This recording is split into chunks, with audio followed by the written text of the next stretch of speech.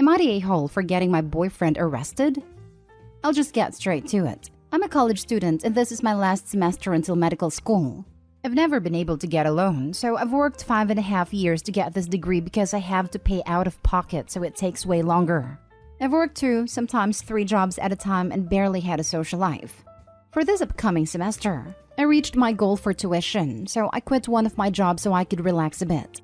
I was a server/bartender at 2 bars and had an office job, so I always have cash hidden in my apartment in my closet in a box. And before the semester starts a week or 2 before, I deposit it so I can pay my tuition. My boyfriend sometimes stays over while I'm there or when I'm not. Since I've been saving for this semester, he is the only one who's been over. I've never told him about the box, but he knows I have to pay for school. Well, yesterday night, I got home to put money in the box because I was gonna deposit it today and it's all gone.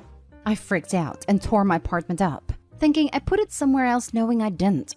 I called my boyfriend like crazy. No answer. I didn't sleep last night as I was panicking. Then this morning he finally calls me back. I'm yelling at him about my money and is acting all confused and like I'm crazy. He comes over and I'm still angry. After a while, he finally admits he took it so he can borrow and that he'll pay me back. Where the heck is he gonna get $14,000 from in 2 weeks? I went into a rage and called the police and reported a theft because that is what he did. Well, it's been hours now, and I guess he got his phone called because his family has been blowing my phone up, and his mother has said some really hurtful and racist things to me. They've been harassing me for the past 6 hours now. It is stressing me out even more, and I hate that I'm feeling bad for him. But he stole my money that I've been saving for months. His brother did call and he was respectful and said they'll help him pay it back, and I should just go to the police station with him and tell them I want to drop the charges. But I really don't believe them. I could do that and never get my money back still. I don't know what to do, and I hate that I'm contemplating doing this. I'm just really angry and have been crying all freaking day. Now for the top comments. Do not drop the charges. $14,000 is a huge amount of money. His family are lying. They are not going to pay you back. Your boyfriend's first response was to lie. He only admitted a theft afterwards. They will take off and run, and you'll never see him or any of them ever again. Why would you drop the charges? He stole from you. He deserves to go to prison. Also, if you do drop the charges, it's possible that any insurance you have will be nullified. You might be able to borrow money from somewhere, but they would need to see evidence of your ability to save money. You'll need a police report number as part of this application. If his family are banging on about paying the money back, tell them that they can sell one of their cars ASAP and pay you back, as courts usually charge interest on money judgments. Not stay home. Not stay home. Break up. Press charges. Get your money. Stop keeping $14,000 in cash in your closet. I'm not saying she deserves it. She clearly doesn't. But it seems like an unnecessary risk with no upside. Not stay home. Very sorry that happened to you. You could tell them you'll drop the charges as soon as you get your $14,000 back. And then don't drop the charges. Just block them all and move on. Do not drop the charges. He stole from you and you have no guarantee that the money will come back. If his family really want to help, they can pay the money back to you so they can tell the judge he has made restitution for a better sentence. The trust in this relationship has gone out the door and it is over. Block his family on your phone. You do not need their abuse. Before you do, if you have any messages from them, save them and ask the police for an apprehended violence order to prevent them from mistreating and threatening you. This. OP, please pay attention to this. Also, I'm so sorry this happened to you. In addition to dealing with the police, etc., reach out to the administration at your school and let them know what happened. Hopefully, they'll be compassionate. And at the very least, defer your tuition payment date so you can start classes as planned without paying late fees on your tuition. Who knows, maybe there are scholarship dollars or a bursary they can help you out with. Also, I am so incredibly proud of you. Working your way through school like that is not easy, and you did it. I've already made an appointment with my advisor and financial aid for Monday. I'm hoping they don't drop my classes. Thank you for the kind words. It's been hard, but I know the end result will be worth it. Next story. Am I the a-hole for calling my ex-wife spiteful, selfish jerk after she tried to convince me to sell our late son's apartment? I'm 54 male, my ex-wife is 52 female. We have been divorced for over 15 years. We had a son together, Michael, who passed away this May at 22 years old. He was a firefighter and died at a job. Michael's girlfriend Ilhan is 21, female, and is pregnant, due in October. Her very conservative parents kicked her out for getting pregnant outside of their religion. My ex was never fond of Ilhan and very reluctantly agreed to share the cost of an apartment with me when I said we should help them out with a deposit and the first few payments for their own place. This was just weeks before Michael died. Ilhan stayed in the apartment after his death. I told her already I'd help out in any way I can. My ex approached me a few weeks ago and asked me to sell the apartment and get our money back. I told her Ilhan really needs it and deserves our help. We both have more than enough money. My ex asked me to sell many times in the past few weeks. Last week, we got into a fight about Michael's estate. She wants to sue Ilhan because she doesn't think she should get anything. She again asked me to sell the apartment. It's still in both our names. I told her I'll just pay her for her share of the apartment and let that be. She gets her money then. But she said she doesn't think Ilhan should have the apartment.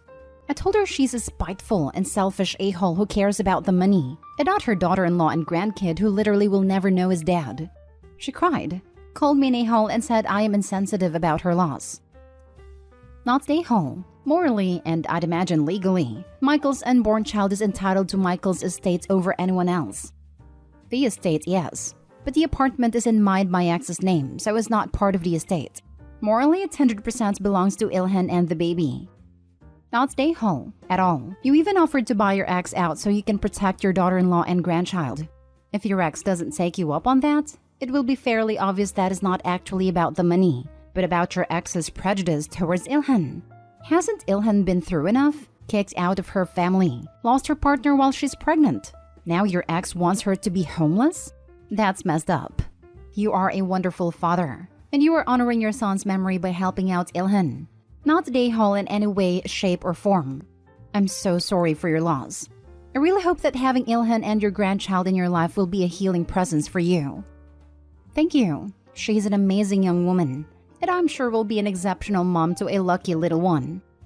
And you, sir, will be a great grandfather to your grandson. He will grow up knowing that his grandfather will always have his back and protect him and his mother. He will love you and look up to you. Not the a-hole, brother. Your ex is either really going through it rough or they're truly awful. I hope it's the first one. I got no context for losing an adult child, but my intuition is that if I lost someone like that from my life, and the person they loved can still be in my life, I would take that opportunity all day and twice on Sundays. I would cherish it. Losing Michael was by far the worst experience of my life, and I can say with complete certainty that nothing will ever come close. Having Ilhan here, having had her support through this time, has been life-saving. And knowing that in a few months, a little bit of my Michael will come back to life, makes me completely smitten. Next story is titled, Am I the a-hole for refusing to put my fiancé on the house title after he kept handing me empty pens as a prank? I, female 34, have been with my fiancé, male 37, for 3 years. Getting married before the end of this year and recently moved in the house that I inherited from my mom.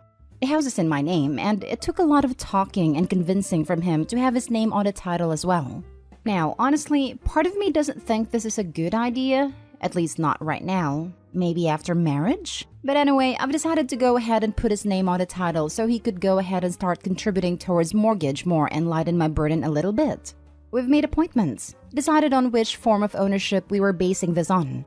When it was time for me to sign the deed, my fiancé stopped me and gave me a pen saying this pen was his lucky pen and told me to use it to sign the deed. I took it and tried to sign, but turned out it was empty. He was like, "Oh, I must have forgotten," while laughing, and then pulled out his other lucky pen. I took it, tried to sign, and that one too was empty. Honestly, seeing how he was laughing, I figured he was messing with me, but he swore he wasn't, and pulled out another one of his lucky pens. I tried that one too, and it was empty. My fiancé started cackling, and I felt humiliated, especially with how the gentleman next to him was staring. I got angry and asked him what that was about, and he said it was a prank. I asked, "Really? Did you really think this was a time for pranks?" He was like, "It's all right. You can use a real pen now." I pushed the paper away and said, "You know what? Never mind, because I no longer want you on the deed." He lost it completely, saying we had a deal and I can't back out of it just like that, and that it was a stupid joke that I took too seriously. We had an argument and I refused to sign a deed, at least not then and there. At home, he blew up again, saying I was the one who delayed the process, and that he already gave me a real pen and all I had to do was sign the damn paper and get it over with.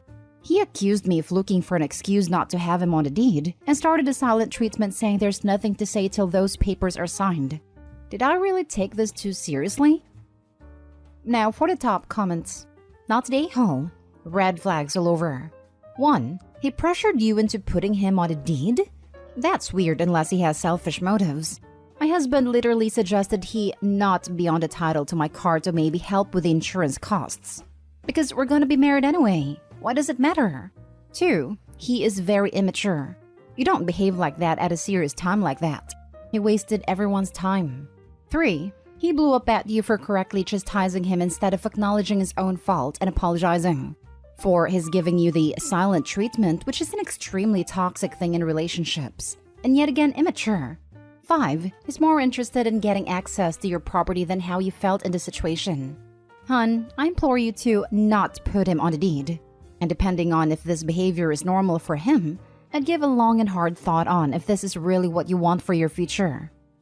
Not to mention that he went out of his way to humiliate and belittle her publicly when it came time to signing. It wasn't just a prank. It was an extremely petty way for him to try and assert power over her and make her look and feel like the lesser person in the arrangement when she is, in fact, the opposite. This reminded me of my paternal grandfather. He would pull crap like this and act like it was funny. He was also an abusive a-hole to my grandmother, physically and verbally. He was always belittling her and treating her like she was stupid. She was miserable until she ended up in a nursing home after breaking her arm. She refused to cooperate with physical therapy because then she couldn't go home. She literally was happier there than living with him. Hope you don't end up like my grandma. Not the a-hole. You're the a-hole to yourself. He's gonna take half of your house when you break up. Don't do it. Agree. It's like you have a safe full of money in your house and he's asking you to hand over half. You're not even married and this was yours alone before you being a couple. This is not something you built together.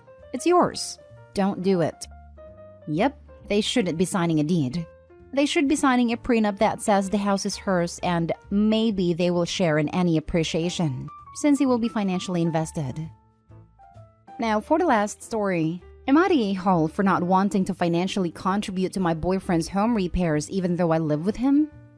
I, 25 female, live with my boyfriend, 28 male. I'm in grad school and work from home full-time. He works full-time. I make $60,000 a year. He makes $200,000 a year. We split bills 70-30. 20% of my income goes to paying for grad school since I have a bartending side gig that I use to cover the expenses of it. We moved in together into an apartment that we both chose, and things were fine. But then when the housing market started getting really bad, he got anxious about not having property in his name and bought one. I didn't really care since we're not married and he can do whatever he wants with his money. Forward a few months and our lease is ending and he waits until 3 days before to tell me we have to move out. They already leased our units because he didn't renew the lease, and we move into the townhouse he bought. I'm an avid DIYer, and my mom is a general contractor and previously an architectural engineer, so I've done tons of home improvement jobs at my mom's house and my childhood home on my own. Kitchen, bathroom, backyard, flooring renovations, etc. My boyfriend is now upset because I told him that not only will I not do any of that at his place, that is only in his name as it should be, I also won't financially contribute to renovations. It would be different if there was structural damage or things in need of fixing, but he just wants updates because the townhouse has all of the early 90s finishes. I have enough on my plate right now with both jobs, grad school, and hella debt. I'm not going to play Bob the Builder in my small amount of downtime, especially when I will never profit from it. He said I'm selfish, I don't care about him and has been acting weird since. Am I the a-hole? Edit. We split all bills 70-30. I pay 30% of every single bill, including mortgage, HOA, and property taxes, outside of grocery and pet care, which I pay 100% of. This doesn't include our personal bills such as car payments, /insurance, /health insurance, etc. I did consider marriage and a future together before the surprise move. Now I'm not as sure. I've told him that, and before we ever closed on a property, we discussed that I would not have anything to do with the rehab projects outside of recommending contractors and materials because I have too much on my plate. Half of his work time is spent golfing to network. I think this is the perfect time for him to learn a new skill himself. I didn't have a say in the location.